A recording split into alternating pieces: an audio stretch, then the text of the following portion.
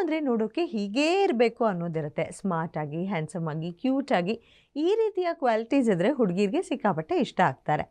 ಏನು ಗೊತ್ತಾ, ಈ ಎಲ್ಲ ಕ್ವಾಲಿಟೀಸ್ ಕೂಡ ನಮ್ಮ ಹೀರೋಗೆ ಇದೆ. ಯಾರ ಬಗ್ಗೆ ಮಾತಾಡ್ತಾ ಇದ್ದೀನಿ ಅಂತ ಜಾಸ್ತಿ ಯೋಚನೆ ಮಾಡಬೇಡಿ. ಇವರು ಬೇರೆ ಯಾರೂ ಅಲ್ಲ, ಭಾರ್ಗವಿ LLB ಸೀರಿಯಲ್ನ ಹೀರೋ ಅರ್ಜುನ್ ಪಾತ್ರಧಾರಿ. ಸದ್ಯ ಭಾರ್ಗವಿ LLB ಸೀರಿಯಲ್ನ ನಾಯಕ ಅರ್ಜುನ್ ಆ್ಯಕ್ಟ್ ಎಲ್ಲರಿಗೂ ಇಷ್ಟ ಆಗಿದೆ. ಹೇಗಿದೆ ಅವರ ಲೈಫ್, ಏನು ಮಾಡ್ತಿದ್ದಾರೆ? ಸೊ ಅವ್ರ ಜೊತೆ ಒಂದು ಸ್ಪೆಷಲ್ ಇಂಟರ್ವ್ಯೂನ ಗ್ಯಾರಂಟಿ ಟೀಮ್ ಮಾಡಿದೆ. ಸೊ ಏನು ಹೇಳಿದ್ದಾರೆ, check this out.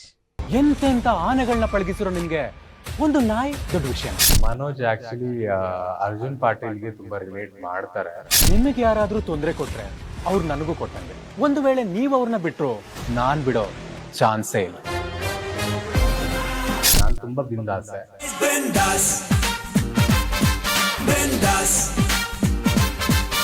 I am single, married ಆಗಕ್ಕೆ ಸಾಧ್ಯನೇ ಇಲ್ಲ.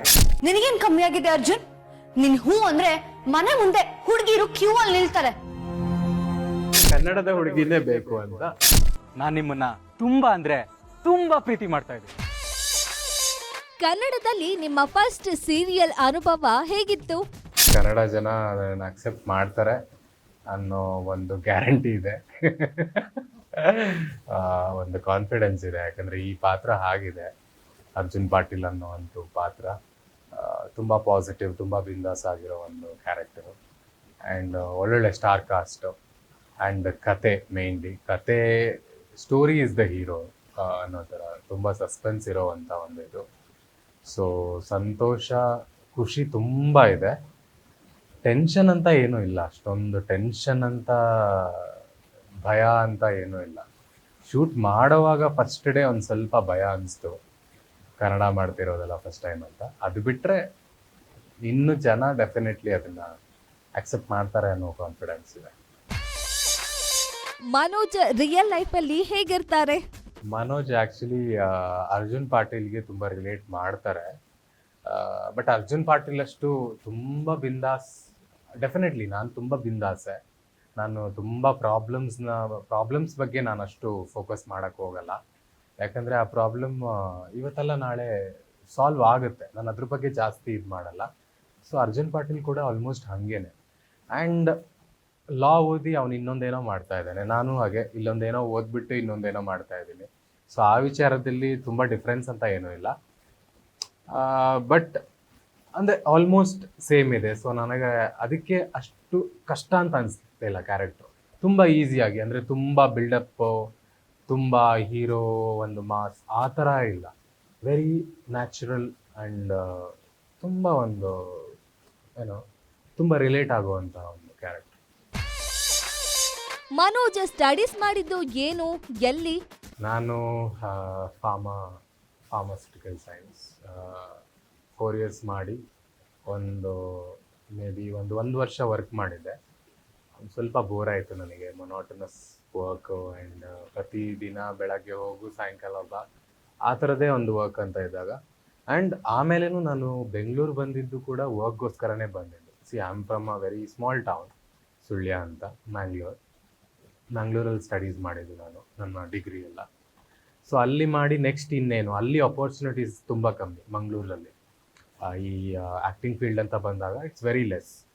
ಸೊ ಅಲ್ಲಿಂದ ನಾನು ಬೆಂಗಳೂರು ಬಂದಿದ್ದೆ ಮೇ ಬಿ ಫಸ್ಟ್ 2014 ಅನಿಸುತ್ತೆ. ಅಲ್ಲಿ ತನಕ ನಾನು ಬೆಂಗಳೂರಿಗೂ ಬಂದಿರಲಿಲ್ಲ.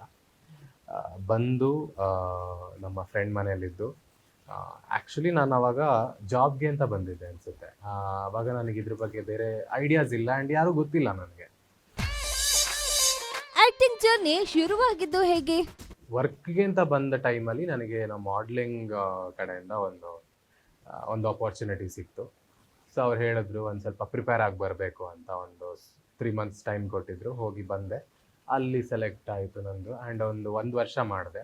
ಬಟ್ ಅದರಲ್ಲಿ ನಿಮಗೆ ಪರ್ಟಿಕ್ಯುಲರ್ ವರ್ಕ್ ಅಂತ ಇರಲ್ಲ. ಅಂದರೆ ಏನೋ ನಿಮಗೆ ಕೆಲಸ ಯಾವಾಗ ಸಿಗುತ್ತೆ, ಯಾವಾಗ ಫ್ರೀ ಇರ್ತೀರಾ ಅದು ಹೇಳೋಕ್ಕಾಗಲ್ಲ.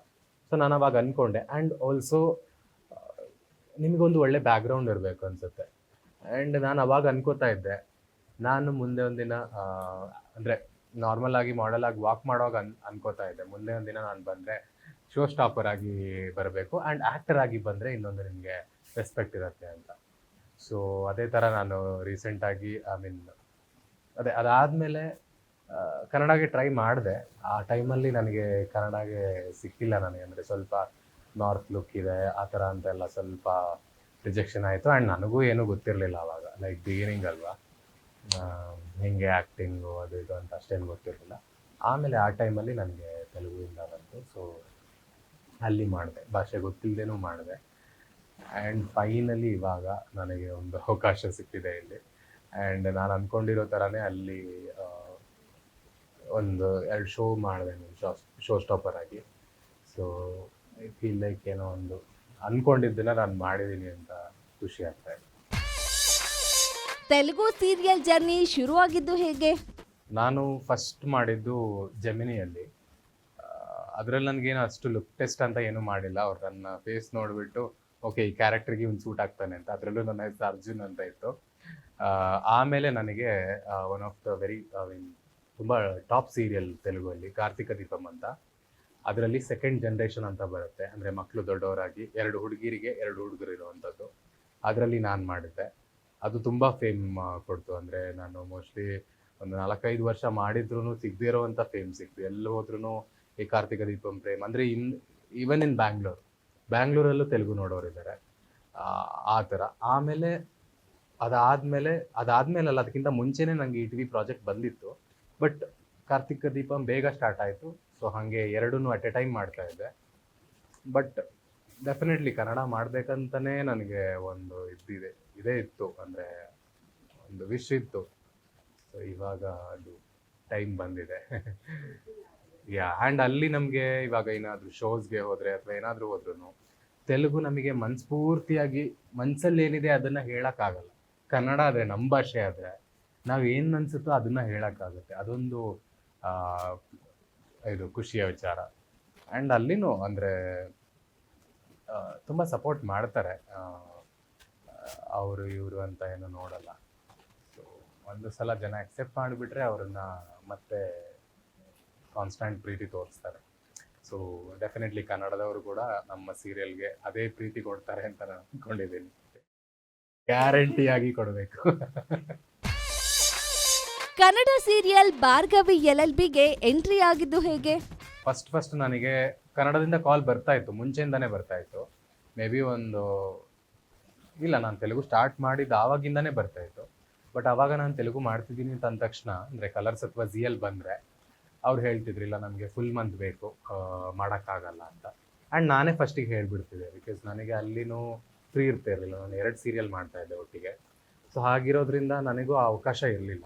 ಇವಾಗ ನಮ್ಮ ಸೀರಿಯಲಲ್ಲಿ ಒಂದು ಸ್ವಲ್ಪ ಟ್ರ್ಯಾಕ್ ಬೇರೆ ಆಗಿದ್ದು ಆ್ಯಂಡ್ ನಮಗೆ ಒಂದು ಸ್ವಲ್ಪ ಡೇಟ್ಸ್ ಕಮ್ಮಿ ಆದಾಗ ನನಗೆ ಆ ಟೈಮಲ್ಲಿನೇ ಕನ್ನಡದ ಬೇರೆ ಸೀರಿಯಲಿಗೆ ಕಾಲ್ ಬಂತು. ಆ್ಯಕ್ಚುಲಿ ಆ ಲುಕ್ ಟೆಸ್ಟಿಗೆ ನಾನು ಹೋಗಿ ಆಲ್ಮೋಸ್ಟ್ ಆಗಿ ಫೈನಲ್ ಇದರಲ್ಲಿ ಒಂದು ಸ್ವಲ್ಪ ಏನೋ ಇದಾಗ್ಬಿಟ್ಟು ಬೇರೆ ಅವ್ರು ಫೈನಲೈಸ್ ಮಾಡಿದ್ರು. ಆ ಟೈಮಲ್ಲಿ ನನಗೆ ಈ ಪ್ರಾಜೆಕ್ಟ್ ಬಂದಿದ್ದು. ಆವಾಗ ನಾನು ಅಂದ್ಕೊಂಡೆ ಮೋಸ್ಟ್ಲಿ ಕನ್ನಡದಲ್ಲಿ ಅವಕಾಶ ಸಿಗಲ್ವೇನೋ ಅಂತ ಅನ್ಕೋತಾ ಇದ್ದೆ. ಬಟ್ ಇವರು ಇಲ್ಲ, ಯು ಆರ್ ದ ಹೀರೋ ಅಂತ ಫಸ್ಟ್ ಡೇನೇ ಹೇಳಿದ್ರು. ನನಗೆ ಖುಷಿ ಆಯಿತು. ನಾನು ನಿಮ್ಮನ್ನ ತುಂಬ ಅಂದರೆ ತುಂಬ ಪ್ರೀತಿ ಮಾಡ್ತಾ ಇದ್ದೀನಿ. ಈ ಪ್ರೀತಿ ಗೀತಿ ಎಲ್ಲ ನನ್ನ ಡಿಕ್ಷನರಿಲಿ ಪುಸ್ತಕದ ಬದನೆಕಾಯಿ. ಗ್ಯಾರಂಟಿ ನ್ಯೂಸ್, ಸುದ್ದಿ ಖಚಿತ, ನ್ಯಾಯ ನಿಶ್ಚಿತ.